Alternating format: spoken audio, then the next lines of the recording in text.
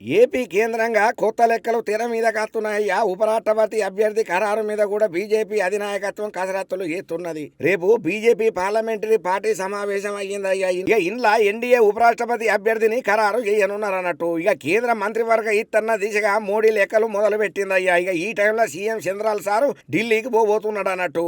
ఇక ఏపీకి ఇంకో మంత్రి పదవి కూడా ఖాయమని తెలుస్తున్నదయ్యా. ఇక ఈ భేటీలలో ఆ పదవి ఎవరికి దక్కుతుందనే స్పష్టత కూడా ఇంకా వచ్చే అవకాశం ఉన్నది.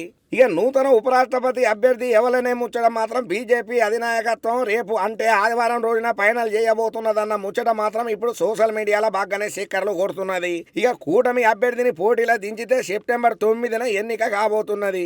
ఎన్డీఏ కూటమి అభ్యర్థి ఈ నెల 21న నామినేషన్ వేసే అవకాశం అయితే ఉన్నది. నామినేషన్ కార్యక్రమానికి ఎన్డీఏ భాగస్వామ్య పక్ష నేతగా సీఎం చంద్రాల్ సార్ హాజరు పడతారన్న ముచ్చట మాత్రం పార్టీ వర్గాలలో గట్టిగానే చక్కర్లు కొడుతున్నది. ఇప్పటికే కొత్త ఉపరాష్ట్రపతి మీద బీజేపీ హైకమాండ్ కూడా ఒక నిర్ణయానికి వచ్చింది. ఇక అభ్యర్థి పేరును ఖరారు చేసుడు బాధ్యత ప్రధాని సార్కు అప్పచెప్పిందయ్యా. ఇక రేపు పేరును ఖరారు చేసే అవకాశం ఉన్నది. ఆర్ఎస్ఎస్ అభిప్రాయంతో అన్ని సమీకరణాలు పరిగణనలోకి తీసుకొని అభ్యర్థిని ప్రకటిక చేయబోతున్నారు.